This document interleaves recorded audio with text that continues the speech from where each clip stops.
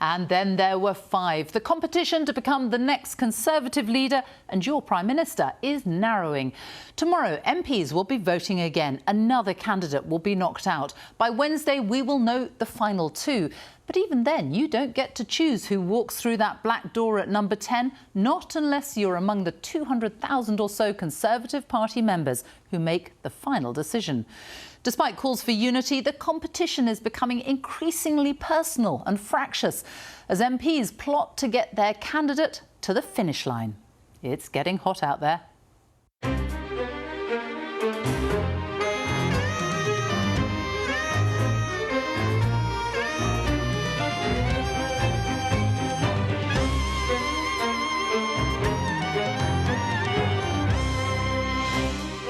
This morning, I'll be joined by 2 of the candidates vying for the top job. Penny Mordaunt is the bookies' favourite to become the next Prime Minister and, perhaps not coincidentally, is the victim of some of the most aggressive briefing in this morning's papers.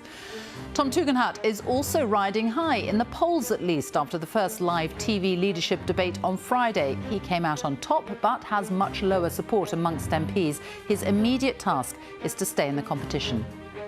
One of the first things the new Prime Minister is going to have to get to grips with is the war in Ukraine. I've been talking to Sir Tony Radakin, the Chief of the Defence Staff. That's why the challenge of Russia is going to endure way beyond 2022 and 2023 and 2024. This is going to go on for a long time. And meanwhile, temperatures are soaring outside. Records could be broken tomorrow and Tuesday when it could hit more than 40 degrees. I'll be talking to England's Deputy Chief Medical Officer and asking if the UK is prepared. And Game of Thrones star Emilia Clarke tells me what it's like to be taken to the stage in a modern version of a classic play. The greatest feeling in the world. It's so magical and it's different every single night, and it's just this rush that I can't get enough of.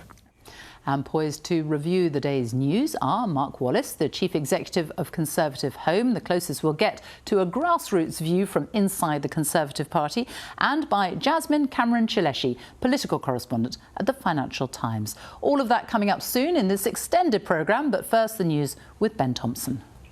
Hi Sophie, thank you. Good morning. An amber warning of extreme heat has come into force across most parts of England and Wales. The alert will be extended to the whole of Wales and southern Scotland from tomorrow. At the same time, a red heat warning that indicates a risk to life will come into force in some areas of England. Ministers say they've been working to help the health and transport sectors as they manage the high temperatures. Wildfires are continuing to blaze in southern Europe and 14,000 people have been ordered to evacuate their homes in France. In Spain and Portugal, more than 300 people are thought to have died from the heat. Wildfires have now also broken out on the coast of Croatia and the Greek island of Crete and are also threatening residential areas in southwest Turkey. The race to become the country's next Prime Minister is reaching a crucial stage. The 5 contenders take part in their second televised debate on ITV this evening. Tory MPs will whittle them down to 2 final candidates before the end of next week. Around 200,000 Conservative Party members will then pick the winner over the summer in a postal ballot. It is the final day of the Open at St Andrews in Scotland, and Rory McIlroy is in contention to win his second claret jug. He and the Norwegian Victor Hovland are on 16 under par, a lead of 4 shots. McIlroy hasn't won a major since 2014. That's all the news from me for now. The next on BBC One is at 1 o'clock. Sophie, back to you. Ben, thank you very much. Let's have a look at the front pages this morning, starting with the Sunday Telegraph, and the big headline there is Sunak vows to ditch EU laws holding Britain back. It says that he's brandishing his Brexiteer credentials as he promises a bonfire of EU laws getting in the way of British business to trigger a new Big Bang. And Liz Truss, very prominent there, an interview with her in the Sunday Telegraph as well, saying that she would deliver the biggest change in our economic policy for 30 years. The Sunday Express, Rishi, I'll scrap EU red tape in the first 100 days. Same story on the front page there. And also Boris Johnson, still a top gun, it says. Boris's popularity flies high in the polls. The Sunday Times focusing very heavily on Penny Mordaunt and her claims that she's never supported gender self-identification, which they say have come under fresh scrutiny after leaked government documents suggest she backed watering down the legal process for transitioning. And chaos looms as Britain faces the big 4-0, these extreme temperatures tomorrow and on Tuesday. The Mail on Sunday, again, Penny Mordaunt, does the leaks show Penny did back gender self-ID? We'll be talking to her later on in the programme. And again, Top Gun Boris has Rishi in his sights, the headline there. The Observer, some of these horrendous images from the continent wildfires. The one on the front there is in Portugal, and the headline is Europe burns. The climate chief here warns, this is Alok Sharma, I may quit if the new Prime Minister dumps the net zero plan. The Mirror, Boris heatwave. This is the Prime Minister, it says, misses his second Cobra crisis meeting, but will party today is the headline in the Mirror. Well, with me to review the papers are Mark Wallace, the Chief Executive of Conservative Home, and Jasmine Cameron-Chileshi, who is a political correspondent at the Financial Times. Good morning to both of you. Let's start first of all with, well, I mean, it's full, isn't it, of the leadership race. Mark, you picked out a piece in the Sunday Times today. It is everywhere this morning, isn't it? Absolutely. Every single paper bulging, bursting with news, analysis, personal briefings, policy announcements, speculation, polling and all the rest. And the way the Sunday Times puts this is knives out in the race for second. And that is absolutely, and how, frankly. Yeah. We have this peculiarity of the Tory system, which means that because you have these MP round that we're in the minute where they narrow everyone down to 2, you get this incredibly intense focus on who's going to be in second, on the assumption that Rishi Sunak is still going to cruise over that key line into first. That's intensifying ideologically and personally, I think, in today's press. It is wide open, isn't it, Jasmine? I mean, it's been interesting looking at the tone of the leadership debate, and that it's felt very bitter, and some of these attacks have felt incredibly personal. And I think it speaks to the fact that there's so much at stake here. The next leader will not only be the leader of the Conservative Party, but obviously of the whole country. And I think MPs and the contestants themselves are very aware that actually the party's in a very perilous position. It's lost several key by-election votes. The polls are showing that Labour is inching forward, and there's a real sense that the party needs to win back the public and prove that actually it can help them and it can tackle some of these big issues like cost of living, inflation and climate change. Which are, I mean, you think of what people are dealing with at the moment, and cost of living, inflation, people who want pay rises, and all of that is very much pushed to the back, isn't it? There's very little mention of that in the papers this morning because of this leadership contest. Well, in some ways, but then what are the formative kind of issues that are emerging in this leadership contest? People are talking intensely about the cost of living. You see policy announcements on housing, great battle between... People want help now, though, don't they? I mean, that's the thing. Of course, people do want help now, but ultimately the Conservative Party's in this position because it was felt that the situation that the outgoing Prime Minister had got himself into was such that the government, frankly, was becoming paralysed by that kind of psychodrama around him. So it's interesting in the Sunday Telegraph. I think you see a lot of all the candidates write articles here laying out what is notably a policy case. Economic reform, or Tom Tugendhat making the case on housing. All these different things are, they're directly related to these issues, and that's one reason why people will be watching this race so closely. And as you say, the knives are out. How much damage is it going to do the Conservative Party, all this sort of infighting, as it were, between MPs backing their various candidates? I mean, I think it makes the party look quite self-indulgent. I mean, people are struggling to afford food, are worried about their energy bills. We've got a summer of potentially strikes ahead of us. And you have these MPs sort of battling over issues that seem quite detached from the everyday public. And I think bear in mind that the last 6 months of Johnson's premiership were defined by infighting and concerns about sleaze and harassment and Partygate. And these candidates are saying that they're trying to put forward a unified front and a different vision for the country. To return to Tory infighting isn't necessarily the right tone that you want to set. And you, at Conservative Home, you've got a very good idea of how the actual people, and there are very few of them, who are going to choose our next Prime Minister. It's, 200,000 Conservative Party members. You are getting a real sense of how they are feeling about all this. What is their response? Well, they're a famously difficult group to poll. You know, the major pollsters do various opinion polls. We do a regular monthly and then series of snap surveys from our panel of several thousand Conservative members. What you find is this race, exactly as Jasmine says, is very open. At the start of the week, we published research that showed that Penny Mordaunt was, in each hypothetical head-to-head, was winning every single one. That's one of the reasons why I think she's become a target for such intense, in some cases quite unpleasant, personal briefing. We did another one yesterday that found that while Penny Mordaunt's support in the next leader stakes is staying pretty steady, actually it's Kemi Badenoch who has managed to coalesce more support from other candidates, some of those knocked out, and has kind of leapfrogged her into first place. So this remains very open, and people are, I think, there's a question of ideology, ideas and personality, and each of those has to be right for people to, for people to back the next. But are the are the Conservative Party members happy with the very personal nature of this? Are they cross about the way that this debate is unfolding? I think there is. I mean, we haven't done opinion research on that, but certainly if I look at my kind of mailbag, the kind of anecdotal things people are writing in about, there's some people who are very, minority, I would say, who are vocally engaged in this kind of, who may have candidates who they are more against than for.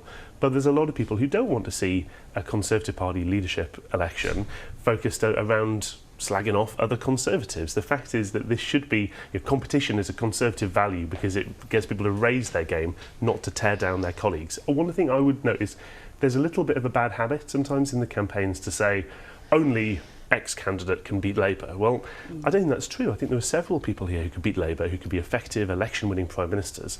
And obviously, once this race is over, then whoever wins it is going to want to put together their team, bring their party together, get on with the job with an election to fight in a couple of years. Lots of the candidates in the papers today brandishing their Brexit credentials on the economy particularly. Tell us what they're saying. I mean, so it's quite interesting. So you have Rishi Sunak, he's arguing that he'll scrap EU red tape. I mean, I think part of this comes down to the fact that in the 2019 election, obviously Johnson made getting Brexit done his big campaign, his big pledge to the public, and that was derailed by COVID. And so the party's really struggled to put forward its Brexit case, to articulate how it's going to make a success out of Brexit. And so all these candidates are trying to revitalise that debate and argue that actually now we're in this period outside of COVID that they're trying to put forward what they will do to basically make a success out of Brexit. And I think for Rishi Sunak in particular, I think he is trying to win over the right of the party, who I think have been quite sceptical and possibly suspicious of him due to some of the policies he implemented as Chancellor, for example, the national insurance rise or the corporation tax rise. A lot of people on the right of the party haven't liked that. So that's him trying to win over, I'd say, the right of the party. And we have Penny Mordaunt, who's essentially trying to recast Johnson's old argument, saying that she'll get Brexit redone. And she really tapped into the sense that the government really hasn't had the space or the political capital to lean into the Brexit issue because there's been so many other issues like COVID, like Partygate that it's had to focus on. So yeah, I mean, it's interesting to look at the topics that are being discussed in this debate. So it's Brexit, it's tax cuts. And it is also self-ID, gender self-ID, isn't it? And this is Penny Mordaunt. She's on the front of the page of the Sunday Times, on the front page of the Mail on Sunday. Explain what that's all about, Mark. Well, this, interestingly, I've for the last few months, I've assumed that you'll be able to judge this race, if Penny Mordaunt is doing well in it, by how much her rivals talk about gender self-ID, because this has always been one of the issues where she has been relatively outspoken in the past, where she held the equalities brief in government, and where she may be at risk of being out of step with some of her parliamentary colleagues voting in this round and some of the party members voting in the next round. This big debate now is her own position is that actually she didn't support purely declarative self-ID, effectively, where you can simply announce and decide within law, I am a trans man or a trans woman, and that becomes the case. Demedicalisation of the kind of tests, as it's referred to in that process. This is part of this policy and cultural battle, but it's also become part of this briefing war. These leaks now coming out from within the civil service, within government, claiming that actually not only might she be somebody who's advocated a policy people don't necessarily agree with. But the allegation is, therefore, that she might not now be being wholly open about what her position used to be, and that gets really, really messy, and it's part of that wider personal kind of. And you saw that in the first of the leadership debates on Friday night, didn't you? When two of her rivals sort of almost turned on her on that. Jasmine, I'm going to ask you the difficult question: who do you think is going to win this? Because it is wide open at the moment. But who would you put your money on? Ooh, I mean, I think it is wide open, partly because I don't think the party has decided whether it wants a change candidate completely separate from Johnson or more of the same. And I think we're seeing that play out in the debates where you have people like Truss, who's part of Johnson's cabinet, trying to alienate herself from it, but also trying to lean into it.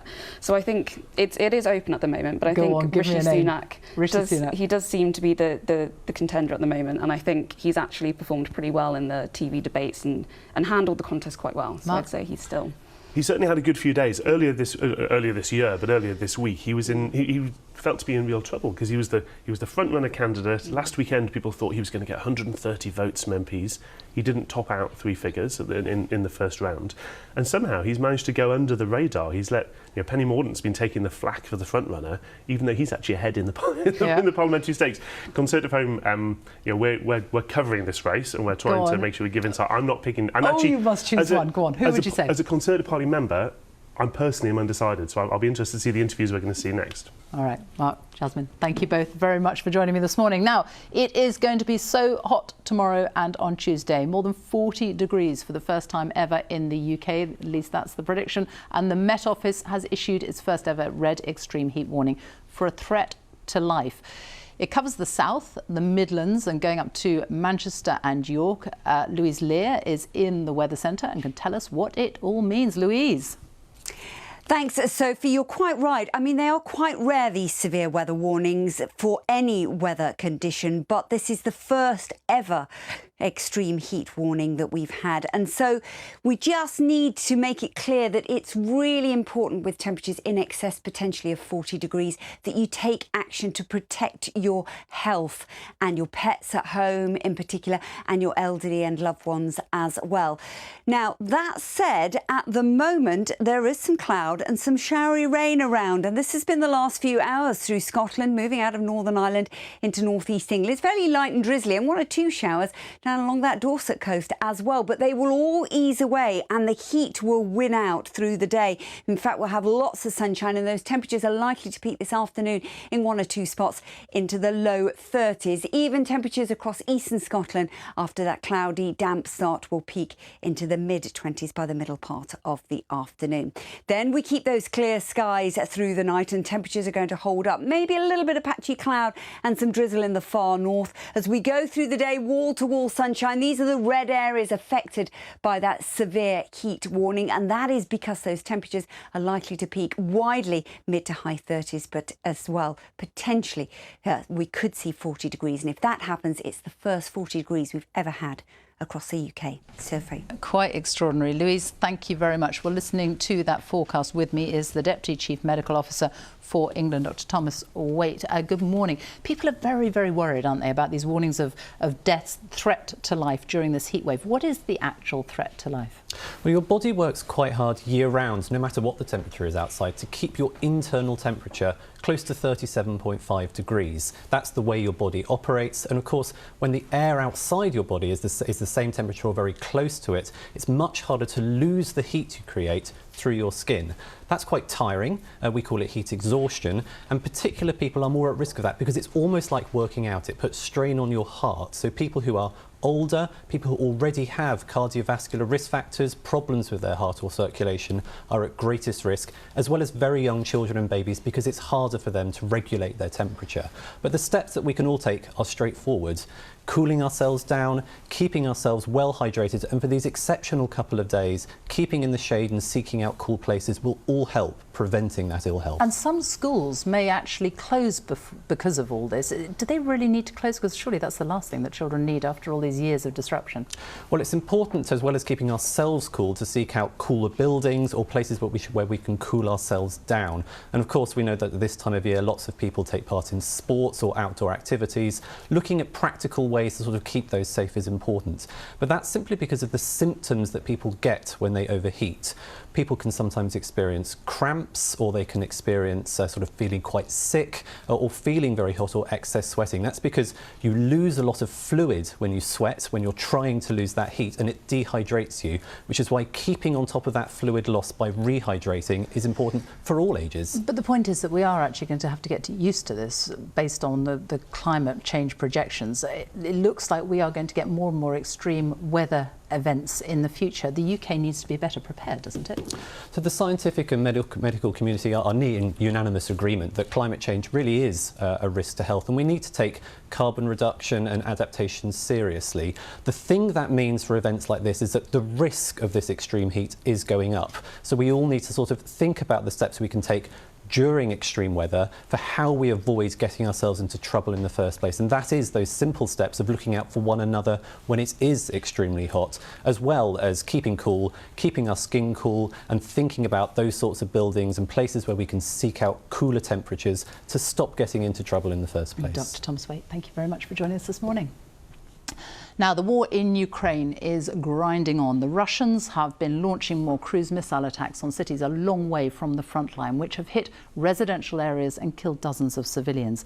Britain's Chief of the Defence Staff, Admiral Sophie Radakin, travelled to Kyiv this month to meet his Ukrainian counterpart for talks on the progress of the war. I spoke to Sophie on Friday about Ukraine, but I started by asking him about the BBC's Panorama investigation into SAS units operating in Afghanistan more than a decade ago. It found operatives repeatedly killing detainees and unarmed men in suspicious circumstances. So we have conducted 2 independent service police investigations, and both of those have come to the conclusion that that did not happen, and that there is not sufficient evidence to merit a criminal prosecution. And we're really clear that even though these are extraordinary people that do extraordinary things on behalf of the nation, the rule of law applies to everybody. And that is the simple case. That's why we have these investigations, and they've come to their conclusions. And if the BBC has found fresh evidence, we've been clear in saying, can we see that evidence, and then we will look at that again. But the people who originally investigated these allegations have told the BBC that they did not interview eyewitnesses, they didn't visit the sites of shootings. Should that not be investigated by you? So I come back to, we've had 2 thorough independent service police investigations. We're wary of trial by television. These are exceptional people that serve their country. They absolutely fall under the rule of law. We apply due process, and they deserve due process themselves. So the notion that we start to go down a trial by television, that allegations are made by the BBC, and that we even start to name individuals, that is unacceptable and deeply uncomfortable for those of us serving. But your predecessor, General David Richards, he was Chief of the Defence Staff at the time that this is alleged to have happened. He says that on the basis of the evidence the BBC has uncovered, he would have ordered a new investigation. Why weren't you? Because we've had 2 investigations already. And I'm speaking to David Richards later today, and he's probably unaware of that. But is it true that the people who originally investigated these allegations weren't allowed to interview eyewitnesses, or weren't allowed to visit the sites of shootings? So all I know, Sophie, is that the investigations were incredibly thorough. They've gone on for years. We are really clear about the rule of law. We're really clear about our reputation. And we've been honest in saying, here are 2 independent service police investigations. These are their conclusions. And then we're saying if there is fresh evidence, we will look at it again.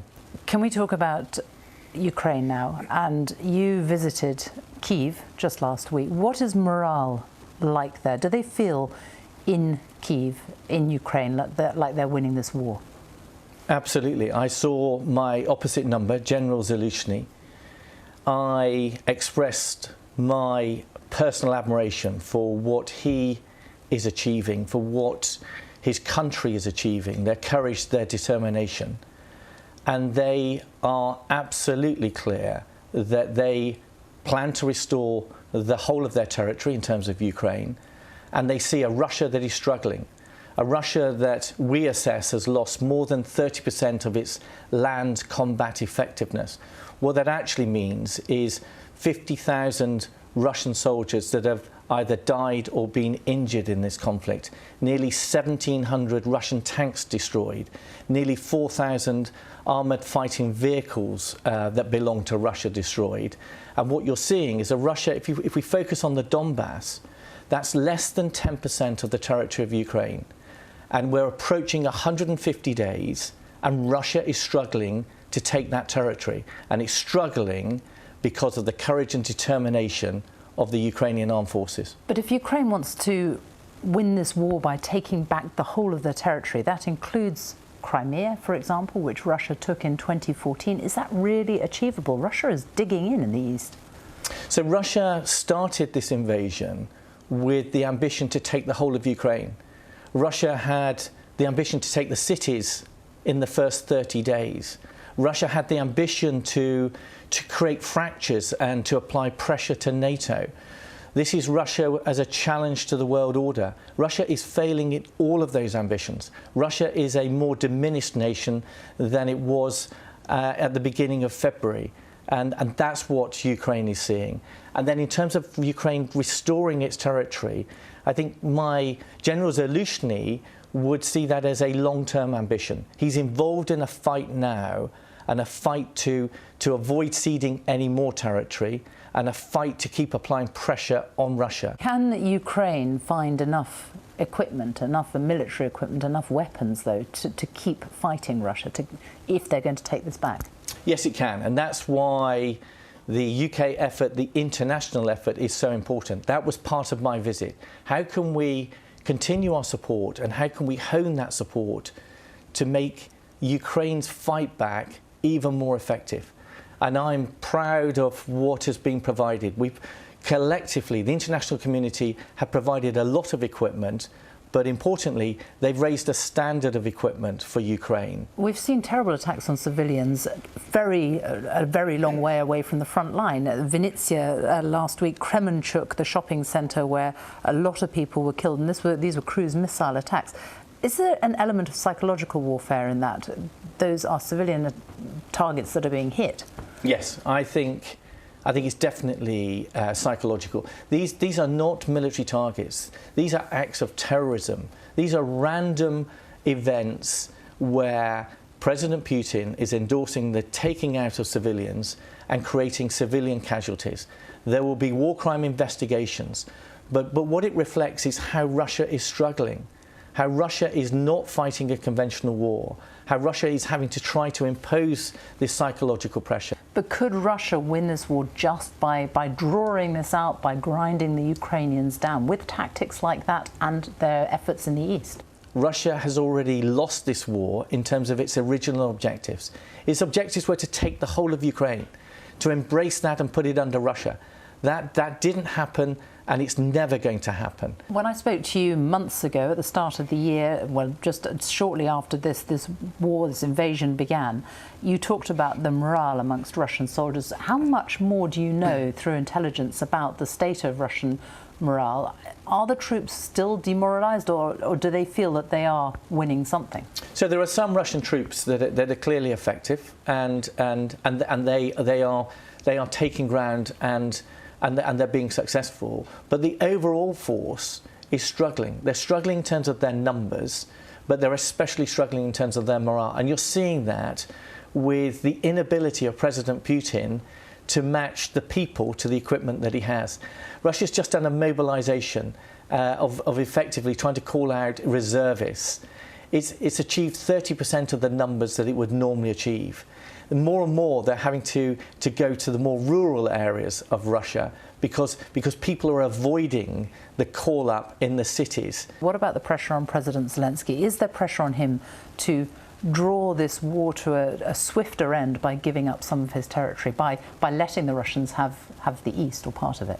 So I think that's very much for President Zelensky to judge. But is there pressure on him from other countries to do so? Well, I think the important piece for President Zelensky is what do his own people want? And his own people are incredibly determined that they are going to fight back with Russia, that they want to restore their territory. And the more that Russia does these hideous acts of terrorism and attacks Ukrainian civilians and commits war crimes that it's been doing, such as rape and attacking children, the more it strengthens the resolve of the Ukrainian population that they're going to keep on fighting Russia and restore their territory. And our role is to support the Ukrainian choice. What about President Putin? What about pressure on him? Could he be toppled? Regime change? So I think some of the comments that he's not well, or that actually surely somebody's going to assassinate him or take him out, I think they're wishful thinking. For us as military professionals, we see a relatively stable regime in Russia. We see that President Putin has been able to quash any opposition, and then we see a hierarchy that is invested in President Putin.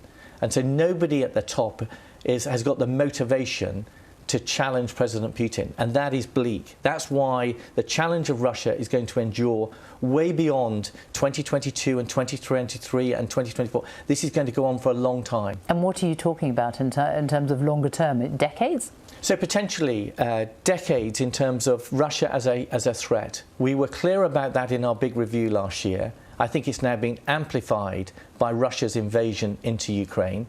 And then you're seeing the response. You're seeing the response by the international community, whether that's the G7. You're seeing the military response with the NATO summit. Let's talk about defence spending. The number of regular soldiers in the army now in the UK is being reduced, 72,500, the smallest number since 1714. Looking at how wars are being fought, can we rely on new technology, on cyber warfare, or do we still need combat-ready troops? Well, we absolutely need combat-ready troops, and we need a combat-ready Navy and a combat-ready Air Force, and that's what we've got. But what we actually rely on is the strength of NATO. This amazing military alliance, the most powerful military alliance ever. 3.5 million people in uniform, a nuclear alliance, the alliance with the most sophisticated technology and military hardware in the world. And then we play our part in that. And last year's review was very clear that we need to modernise our armed forces, we need to have more lethal armed forces, and we need to have more deployable armed forces. And that's why we've had additional investment, over £24 billion. What would our armed forces look like if defence spending went up to 3%?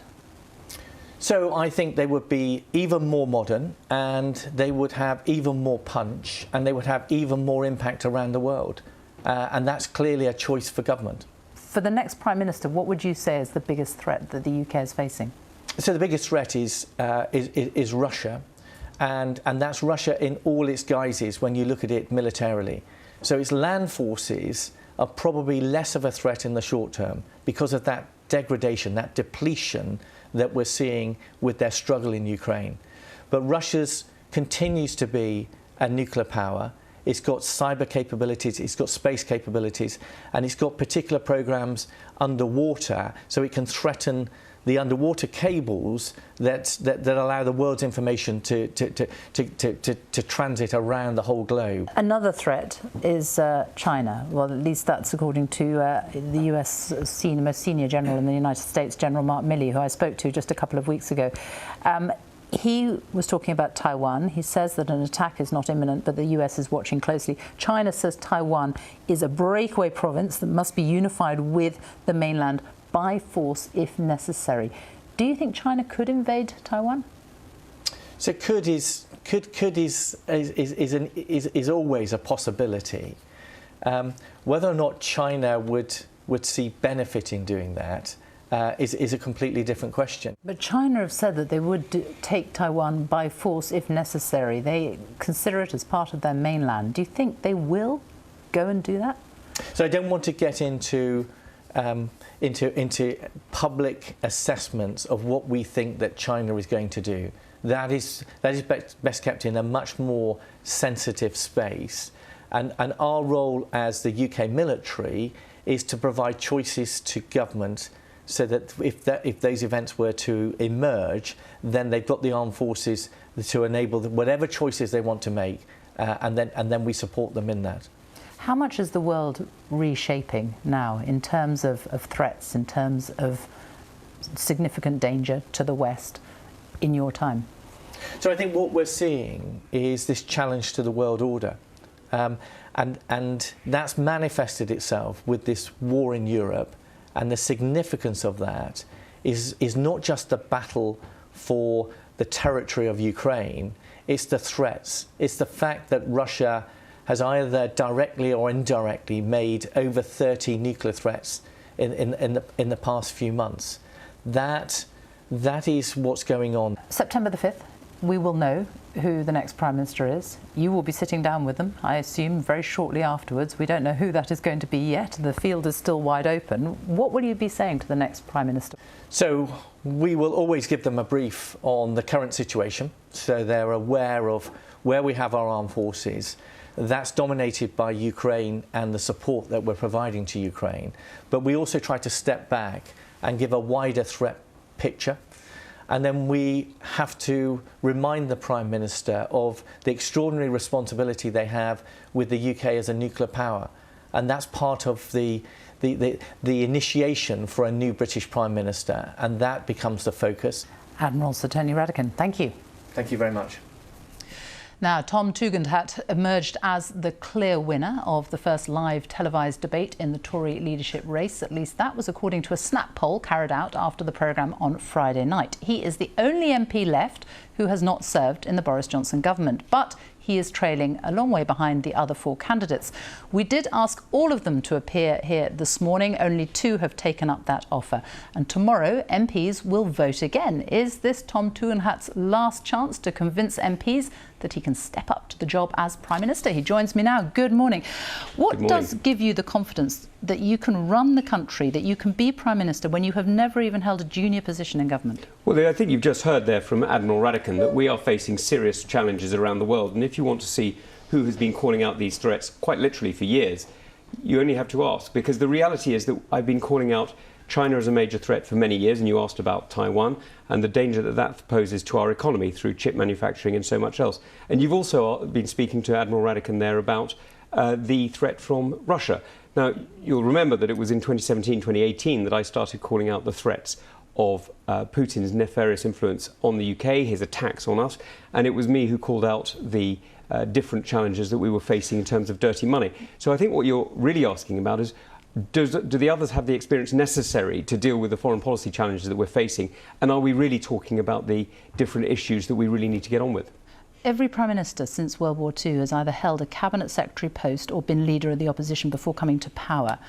Are you still in this race really because actually you just want a post in the next government? No, I'm not. What I'm in this race for is to make sure that we get a clean start in the United Kingdom. Look, we've got to return to service. We've got to have the government returning to the service of the people, and we've got to have the party return to the service of its members. What we really need now is we need a leader who has a vision for the United Kingdom, who is able to deliver on that vision and is able to make sure that this country stays safe and strong into the future.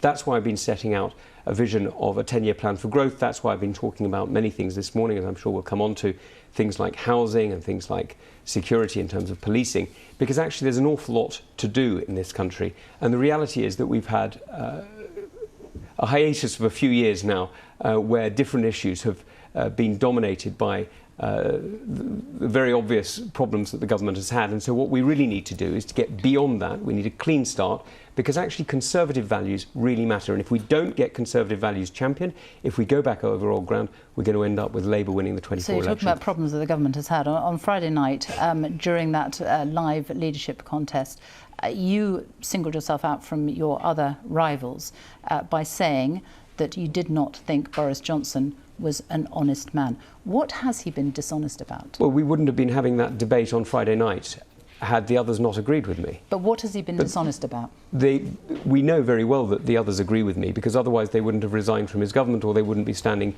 as leadership candidates. So I don't think I was saying anything. I'm coming to it. But so we don't. You know, we know absolutely that I answered the question honestly, and I think if you're going to start a relationship with the great people of the United Kingdom, you do need to answer these questions honestly. Now, what has he been dishonest about? Well, then? If you're going to answer honestly, just tell me what Boris Johnson was dishonest about. It's perfectly clear that the alignment of stories that he came to on the Partygate scandal seems to have been rather more fictional than reality. But what we've also got to recognise, this government has achieved many things. You know, in recent years, it was Boris Johnson's government that managed to get us out of the European Union after the hiatus of the end of the May years. It was this government that has managed to introduce levelling up, not as far and not as wide as I think many of us would like to see it, but it was this government that did it. So we can build on the successes of this government while recognising that we need a change of leadership. What do you say to people who say that you have just been a critic on the sidelines? As we said before, you've never held a junior position even in government. What do you say to people who still support Boris Johnson, who say that he's delivered the vaccine rollout, he's got us out of the EU, he's been a big global ally of President Zelensky? Well, I certainly welcome the vaccine rollout, and Elizabeth Bingham did a phenomenal job. I mean, that's a demonstration of public and private sector working together to deliver for the UK and demonstrating exactly how a good government operation can work. And the President Zelensky support is phenomenal, and what the Defence Secretary Ben Wallace has done, getting weapons out You're early. You're not crediting the Prime Minister for any of that? The Prime Minister has been part of both of them, but let's be honest, this is a team game. And what the Prime Minister has done is he's empowered Elizabeth Bingham and Ben Wallace, and what they've done in different ways is they've delivered. And so I think it's absolutely appropriate to credit them both as well, because when we talk about Ukraine, you know, I was in Ukraine earlier this year before the event started, before the war, or the second phase of this war started. And it's absolutely clear what we need to be doing. We need to be making sure that we ramp up the supplies, because even now, the Ukrainians are consuming in stocks more in a day than we're supplying in a week. We really need to be maintaining that level of commitment to make sure that, as Admiral Radakin just put it, Putin realises he's lost. He actually has already, but he's not entirely conscious. What is very pressing for people here is the cost of living, yes. Energy bills in particular. They are predicted to go up even more, another £500 in October, which could bring the energy bill, the average energy bill, to more than £3,000 a year. If you are the next Prime Minister, are you going to give people money to help them pay for them? So the first thing I've already spoken about is bringing down fuel cost, because we already know fuel underpins so much of our economy. And so, yes, that's exactly what I'm going to be doing. I'm going to be lowering the cost of the duty on fuel by 10 pence a litre. The second thing I've already spoken about is looking at how we support people in their homes, because the reality is a lot of the talk at the moment is jam tomorrow, but what we really need is heat by Christmas. So that's exactly where I'm looking. But very simply, are you going to give people money to help them with those energy bills? Yes, and that's where the welfare reforms that I'm talking about come from, because what we really need to be doing is not just playing at giving money here and taking money there. What we need to be doing is setting out a lower tax agenda so that it makes sure that people who earn more keep more. And that's where universal credit really needs to be improved, so that those who are earning as they require benefits just to help them out of a difficult patch actually get the benefit and then improve their lives for themselves. So because conservative policies, fundamentally conservative policies, are about the freedom of the individual. They're about liberty.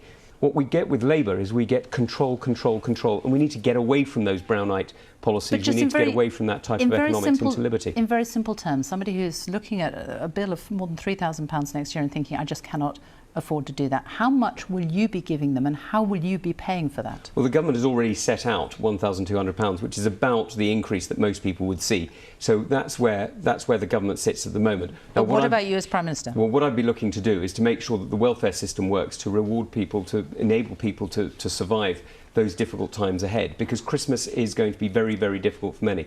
Now, I know you've just been speaking to Thomas White about about the heat today, and it's quite difficult for many people already, because this heat is going to be extremely oppressive. But we do need to be thinking about when winter's coming, and that's why foreign policy is so fundamentally important, because if we can put Putin on the back foot, if we can liberate those gas fields that he has been dominating, if we can come back to a proper relationship with other countries around the world, then we can actually lower the price of energy for everyone. Let me talk about your tax pledges. You want to reverse the national insurance rise. That costs £13 billion a year. You want to about six, actually. You want to cut fuel duty by 10%. Is that another 10% or 5% more? It's 10% off what it is now. 10 pence off what it is now. 10 pence off what it is now. What do you expect the total cost of those tax policies to be?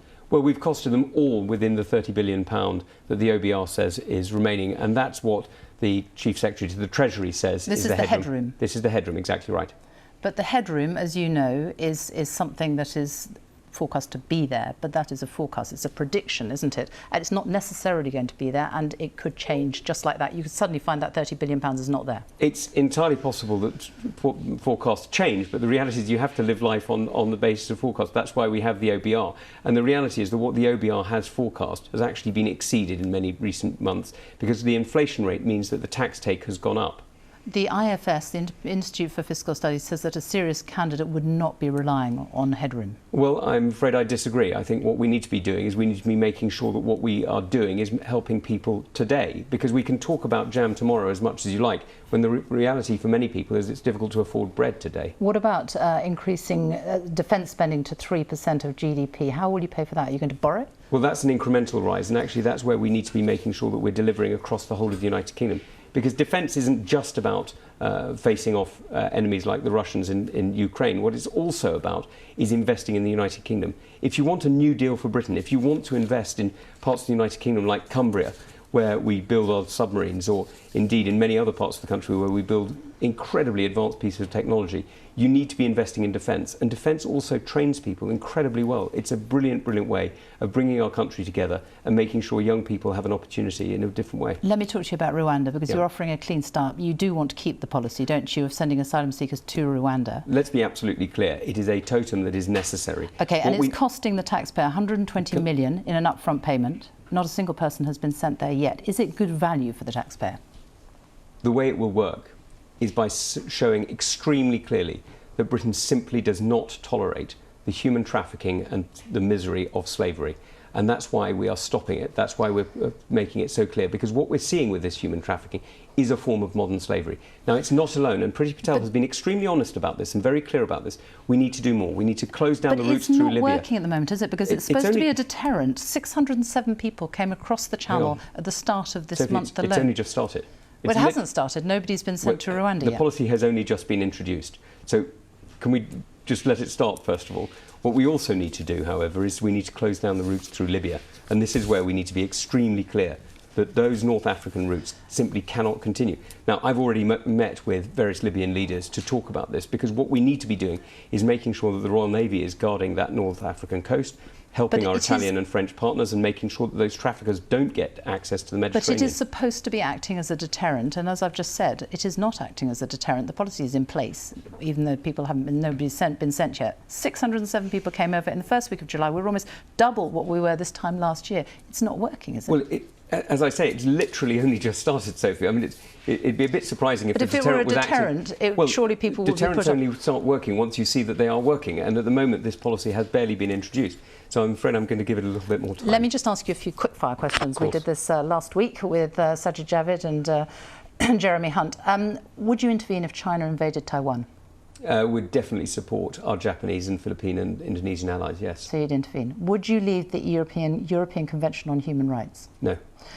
Will you build the whole of HS2? And that includes northern legs beyond Crewe to Leeds and Manchester. The point of HS2 is to level up the whole of the United Kingdom and to connect our great union. So yes, I would make sure that the HS2 tracks went all the way to Scotland. Are you fully committed to net zero by 2050? I'm fully committed to net zero. What I need now is the policy and the planning to make sure it works, and at the moment nobody's set that up. Would you privatise Channel 4? No. Are there any circumstances in which you would allow another referendum on Scottish independence? It's a generational decision. A generation hasn't passed. Would you work for a Prime Minister who has broken the law? I've been very clear about my policies on all of this, and I think that what we need to be doing is making sure that we bring back integrity into politics. And that's why I've spoken about bringing back a Ministerial Standards Commissioner. That's not yes or no. Would you work for a Prime Minister who's broken the law? Well, if you mean you're trying to have a go at Rishi Sunak. I'm not having a go, it's a simple question. No, I'm not having a go at Rishi Sunak. I'm asking you whether you would work for a Prime Minister who has broken the law. Well, I haven't worked for this one. The truth is that you are very unlikely, really, to be the next Prime Minister. You have the power over the 32 backers, the 32 MPs who put their support. Power over. Well, you would hope that you have their support at least. Do you think that the next Prime Minister has to come from outside Boris Johnson's cabinet? I think what we need to see is a clean start, and frankly that's, I think, the most essential issue, because in 2 years' time we're going to be facing Keir Starmer in a general election, And we need to make sure that all the attack lines that have been used against us for the last 3 years don't come back in a general election. We need to make sure absolutely that what we're able to deliver is champion Conservative policies and deliver a Conservative vision of the future. Because there are fantastic Conservative MPs around the country today who are delivering for their communities. There are councillors who are delivering today, who are delivering a Conservative future. And it would be wrong to undermine them because we make the wrong decision in Westminster. Tom Tugendhat, thank you very much for joining me this morning. Now, thanks to the global success of Game of Thrones, Emilia Clarke went from being little known to world famous even before the first season of the hit show had ended. Her London stage debut this month sees her playing a young, struggling actress in a newly imagined version of The Seagull by Anton Chekhov. I met up with Emilia recently and we talked firstly about how much fame had changed her career and how Game of Thrones helped her overcome a life-threatening health crisis. I'm not here to murder. And all I want to destroy is the wheel that has rolled over rich and poor, to the benefit of no one but the Cersei Lannisters of the world. I offer you a choice. Bend the knee and join me. Together, we will leave the world a better place than we found it. Or refuse. And die. I was not recognised as much because I have dark hair and I obviously wore a platinum wig for the show. So I'd be often taking the photos for Kit. They'd be like, "Can you take this picture?" I'm like, "Of course I can. Absolutely I can." Brilliant. So I kind of got to hide a little bit, which was helpful. And I had a couple of brain hemorrhages, and that kind of, you know, you gain a lot of perspective, and it puts your head in a different place when dealing with the kind of juggernaut of being on a successful show. I got obviously reel back a little bit there because you just threw in. I had a couple of brain hemorrhages. I tend to do that. But that, I mean, what happened to you was awful. I mean, you had 2 brain hemorrhages, didn't you? Yeah. Which are effectively strokes. It's a stroke, and you had one, and then you had one 2 years later. What was that? 2011, 2011 and 2013. And did you just collapse? I mean, what happened? Just the most excruciating pain. Huge vomiting, trying to regain consciousness, trying to stay. I kept asking myself all these questions. I hilariously kept saying lines from the show in my head because I knew, for some reason, I must have watched it on Tomorrow's World at some point in my life, that if you're throwing up and you have a headache, then that's not good for your brain. And you were so young to have that. Yeah. So I was, what, 22? 23, 22? But it was incredibly helpful having Game of Thrones to sweep me up and give me that, like, purpose. And the impact on you physically? The amount of my brain that is no longer usable, it's remarkable that I am able to speak, sometimes articulately, and live my life completely normally with absolutely no repercussions. I am in the really, really, really small minority of people that can survive that. Because you'd never know. I mean, talking to you would never know. And you've seen a scan of your brain, haven't you? Yeah, and there's quite a bit missing. Literally, really? Yeah, which always makes me laugh. Yes, yeah. Because strokes, basically, as soon as any part of your brain doesn't get blood for a second, it's gone. And so the blood finds a different route to get around. But then whatever bit it's missing is therefore gone. It just kind of shows how little of our brains we actually use. How do you just keep going with that knowledge? I mean, do you just stop thinking about it? I can do a 2.5-hour play every single night and not forget a line. And I always had a good memory because it is the only thing. It is the only skill as an actor. That's all you have to do. You just have to remember some lines. So your memory is obviously incredibly important, and I consistently tested that. But I gave up wondering because I thought, well, this is who you are. This is the brain that you have. So there's no point in kind of continually racking your brains as to what might not be there, because what you have now is great. So let's work with that. Extraordinary. Absolutely extraordinary, and amazing that you've got the confidence and the courage, and you can still do it, and the memory to, you know, stand here and perform in front of all these people in the Seagull. The character you're playing, Nina, craves fame, doesn't she, more than anything? I mean, she says, I'll go through poverty, I'll go through anything in order to have fame. Yes. I presume that is not how you feel about fame. No. That's actually been the biggest. It's fascinating getting to explore this character within that kind of mentality of what is it that brings people to think that fame is going to make everything better? It looks just sort of so enticing. How could someone not want to experience that for themselves? And then you do, and it sucks. So fame isn't quite what you thought it would be. What about being on stage? Because obviously you were desperate to be on stage. Is that what you thought it would be? Yes. Yes. Yes. In what way?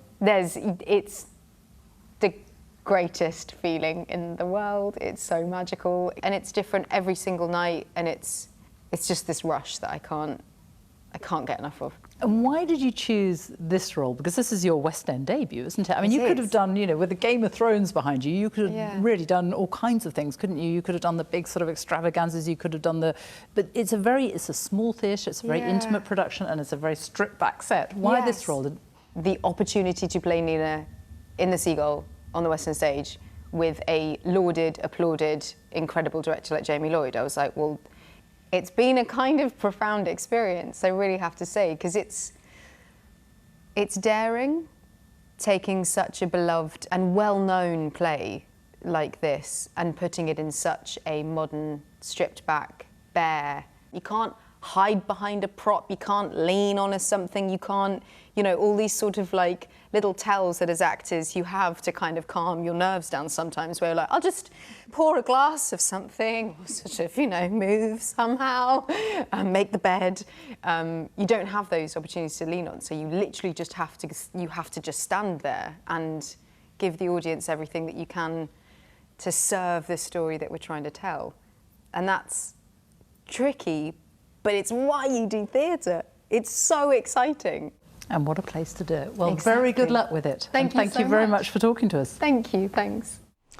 The lovely Emilia Clarke there. And that production of The Seagull is at the Harold Pinter Theatre in London. Emilia founded a charity to help people who have experienced brain injuries like those that she was talking about in that interview. And it focuses on emotional and mental health recovery for people who have been through similar traumas. So if you want to find out more about it, her charity is called Same You. Now, what do we know about our final guest this morning? She has stayed loyal, on the surface at least, to Boris Johnson and still serves in his government. She was a magician's assistant as a teenager to help make ends meet. She was a contestant in Tom Daley's reality TV diving show Splash. And we know that if she makes it through to the final two, she is the favourite to become the next Prime Minister. But there's a lot we don't know. As the country faces a cost of living crisis, an NHS crisis, a war in Ukraine, does she have what it takes to deal with it? Penny Mordaunt joins me now. Good morning. Morning. Let's start with energy bills and these predictions that they could go up by £1,200 a year in October, up to more than £3,000. What are you going to do to help people? Are you going to give money to people to help them pay those? In this contest, I've acknowledged that we will have to do something this autumn. That is the priority for the people that we serve. We are in this contest picking their Prime Minister, and we should be focused on those issues. I've not set out detailed tax and spend in this contest. That's the wrong place to do it. But I'm expecting and anticipating that we will have to do something else this autumn. Is it the wrong place to do it? Because you potentially could be Prime Minister in just 2 months' time. 2 months is not a long time away at all. Why is it the wrong place to do it when you could be having to make these decisions in just weeks? I've set out some very clear principles under which I would operate. So how are we going to get growth back in the economy? How we ensure that we can compete in the world? I have said that we would do some targeted support now, but it's absolutely vital that we do this in a way that is sensible and recognises the very, very volatile situation in the economy. This contest is not the place to do it. That needs to be done at a proper fiscal event, and we've got to demonstrate our competence. This contest is in danger of slipping into something else, and I think that we have to run this contest as we would govern. But people want to know how much help they're going to get now, don't they? And people are struggling already, and they look at the prospect of more than £3,000 a year bills. Is the message from you, Penny Mordaunt, the potential new Prime Minister, I'm not going to tell you if you're going to get any more help? No, I've said it's a priority. All I've been talking about in this contest is cost of living, is getting people access to GPs and dentists, the things that matter to them, and how we're going to get growth back in the economy. But what we do need to do is look at those particular issues that are really terrifying people. You know, I know what that's like, really terrifying them. And we also have to look at some of the things that it's adding additional cost onto bills. And when you're worried about things like that, you do want the detail, don't you? You do want to know what is going to be done and if you're going to get any help, just so you can actually reassure yourself and plan ahead. Let's talk about the detail that you have given already. You have said that you will halve VAT on petrol. That's from 20% to 10%. And you said that you would raise basic and middle income tax thresholds in line with inflation. They've just been frozen for 4 years. What is the total cost of those policies?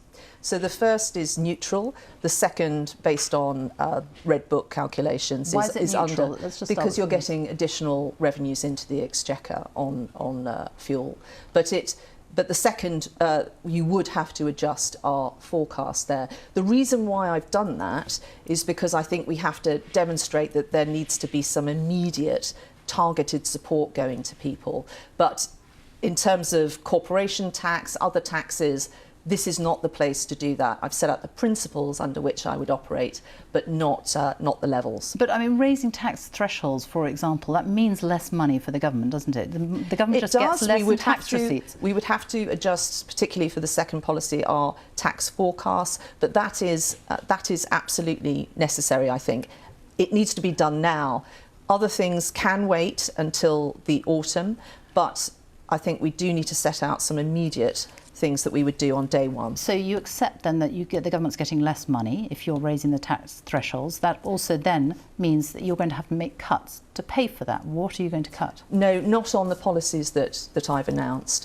There will need to be some decisions taken at a proper fiscal event this autumn, but I do think that it is not responsible to set out entirely new tax policies or even an entirely different direction from what we've been doing 5 minutes ago.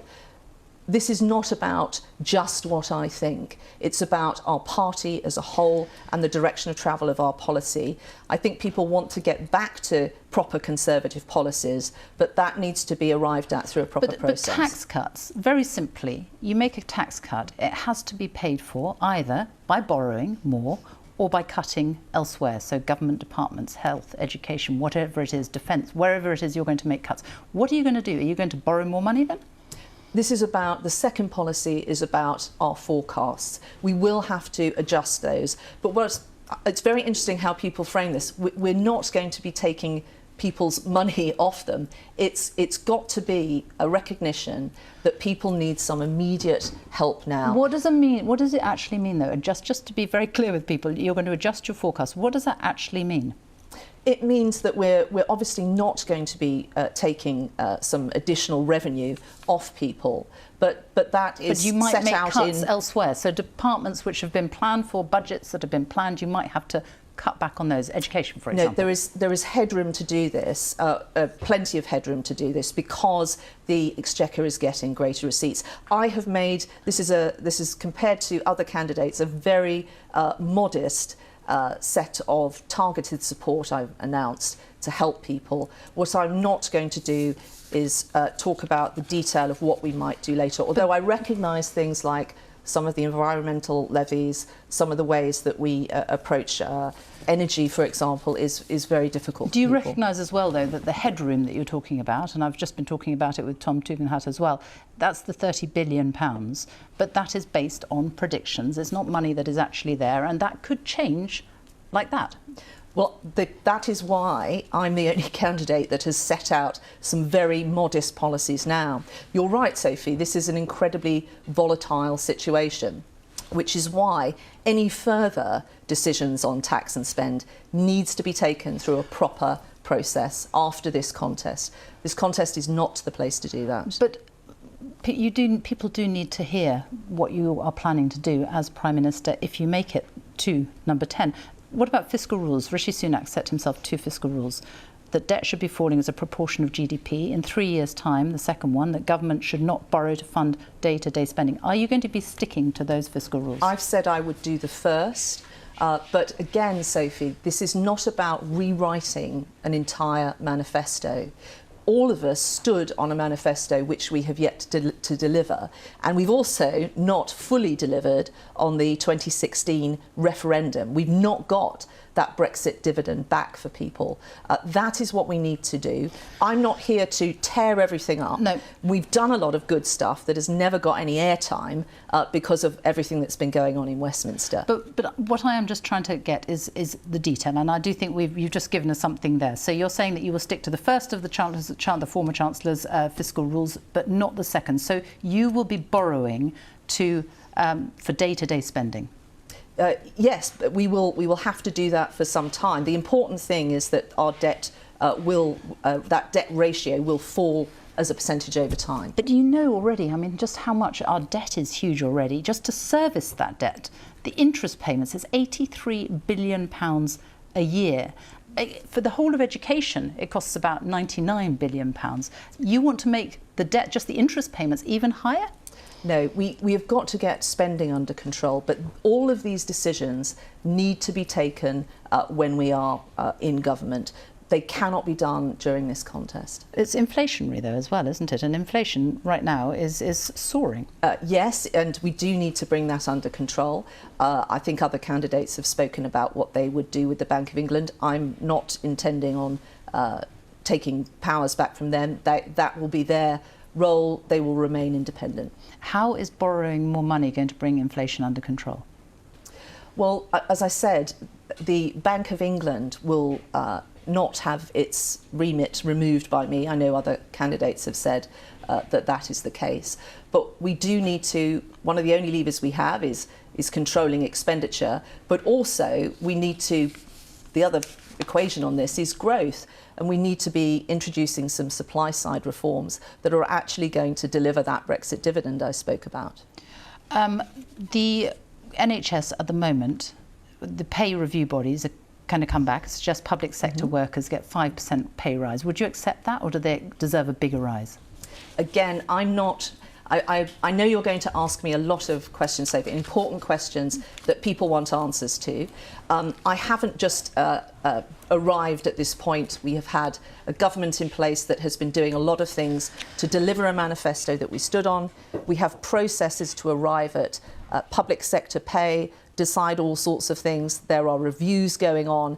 I'm not going to rip all that up. I'm not going to come on your programme and make decisions that should be taken as part of a team when we're in government. You're not the best known candidate, at least you definitely weren't until this week.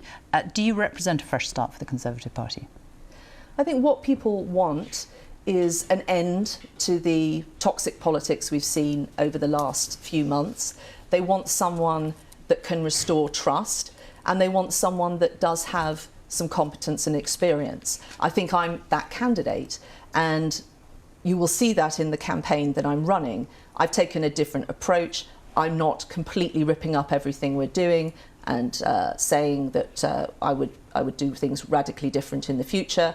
I'm doing this in a proper, sensible way, and I'm talking about the issues that the public care about. The leadership race at the moment has been primarily about the economy, and as you say, it is also about trust and honesty. I want to take you back to something that you said some time ago now, but it was 2016. It was the referendum, the Brexit campaign. You were one of the key voices of that Leave campaign. One claim that you made here on this programme to Andrew Marr was that Turkey was going to join the EU, meaning that 1 million more people were going to come here from Turkey over 8 years. I'm just going to play you quickly the exchange that you had with Andrew Marr, and this was on the 22nd of May 2016. The British government does have a veto on Turkey joining, so we don't have to let them join. No, it doesn't. We are not going to be able to have say. The British people I aren't thought going accession was something that each country could veto if it wanted to. No, I do not think that the EU is going to keep Turkey out. I think it is going to join. I think the migrant crisis is pushing it more that way. We did have a veto over Turkey joining the EU. Do you now accept that that was misleading? No. First of all, I'm very proud to have fought for Brexit, to campaign for it, to vote for it, and to have helped deliver it. And that is a classic example of the campaign that we were up against. David Cameron had given undertakings to Turkey that we would support, the United Kingdom would support its succession to the EU. Just because there's a provision in a treaty doesn't mean that the UK could ever have used that. And to have gone back on what was government policy and those undertakings he had given to Turkey, a key NATO ally, would have been crazy. But the point that I made on that clip, and I feel very strongly about, is that the British people did not have a say. They did have a say in the referendum, and they chose. It was a fact that the UK did have a veto, wasn't it? Member states' right to a veto is spelled out in Article 49 of the Treaty on the EU. We claim we did not. You claim we did not have a veto. Do you accept that what you said at the time was misleading? No, but it's in Article 49. No, we didn't, Sophie, have a veto because we couldn't use that provision in the treaty. And the clip says it as I see it. The British people did not have a say. That was talking about actual facts. So that's not the fact. That isn't the actual facts. The actual facts is we did have a veto. The UK had a veto. It was in the treaty, which we could have never used. We could have never. It was a fact that we had. We did have it though. We could never have used it. Why? You can't say to a country that's one of your key partners, "We will support you," and then not. I'm sorry. You're dancing around the detail here, though. The actual fact is. It's like 2016 all over again. This is why people were so fed up with being in the EU, because there were important things that were happening that they felt they had no control over. That's why they wanted powers to be given back to the United Kingdom. What we also want, though, is to maximise the opportunities that have come from leaving the EU. That is the job we still have to do. And I can tell you, if we don't win the next general election, all of the work we've done to date will be for nothing. I need to ask you, obviously, about the other story that is dominating your campaign at the moment. It's on the front pages. People's right to legally change their gender. You've been accused of changing your mind on this, so I just want to give you the chance to completely clear it up now. Quite simply, do you think trans people should have to get a diagnosis of gender dysphoria before they can legally change their gender? Yes, and if you look at the article in the Sunday Times today, that is stated very clearly in that document. This has been rebutted many times, and I have to say, we all know what's going on, and as I say, this is the type of toxic politics that people want to get away from. The poor British public have a month of this to go. They've got a month of us choosing their Prime Minister, and it's an opportunity for our party to show ourselves at our best, and we should be talking and focusing on the issues that concern them. So if you did believe that, so you, just to be very clear, you think that trans people should have to get a diagnosis of gender dysphoria before they can legally change their gender. It's a question that has been put to you a lot, and particularly on Friday. So if you did believe that, when you were Equalities Minister in Theresa May's government, the policy then was to get rid of it. Why did you not say something then? It wasn't to get rid of it. We did a consultation. We asked healthcare professionals what they thought about the situation, and that is the section that I looked after. I managed that consultation. We didn't actually, on my shift, produce a policy. All of this is, I'm afraid, there's a number of smears going on in the papers. That's not representative of how my party operates. My colleagues are very angry and upset that this is how the leadership contest is being dragged down. And I think that all candidates ought to be demonstrating what they're going to be like in government in this contest. Let me ask you, that means focusing on people's issues, it means being positive, it means having integrity. OK, let's just do a quick fire section of questions. We just did the same with Tom Tugendhat. Are there any circumstances in which you would allow another referendum on Scottish independence? It's a settled question. So it's a settled question. Yes or no? No. Are you committed to net zero by 2050? Yes, I am, but it has to not clobber people. It's got to support levelling up and our resilience and security. Will you privatise Channel 4? Not a priority for me, doesn't help with the cost of living. So that's no? It's not a priority. Would you give Boris Johnson a cabinet position? I'm not talking about jobs. I'm just not talking about any jobs. Yes or no? Don't think he would be around to serve. Will you withdraw from the UK from the European Convention on Human Rights? No. You are as we know, you have been the bookies' favourite, the most popular candidate with members so far. If you don't get to the final two, and we should know by Wednesday, is there a problem with the system? I think we need to put the best two forward. That's what I would say to my colleagues. We need to win a general election. Look at the person that does best, not just against other candidates, but against Keir Starmer. And we should put the best two to the country. We're picking the Prime Minister of this country. That should be our focus. And we should stop all of this toxic politics that the public and all of us are so fed up with, and make this a positive contest and build a team. Penny Mordaunt, thank you very much. And that is it from us here on Sunday morning. The last time you will hear this iconic music. And that is also it from me. When I stepped into Andrew Marr's shoes back in January, I never imagined we'd be dealing with a war in Europe and the end of this Boris Johnson era. Extraordinary times. It has been a privilege to be with you throughout them. Laura Kuenssberg will be here with a brand new programme at the same time on BBC One in September. I hope you'll join her then. But from all of us here, goodbye.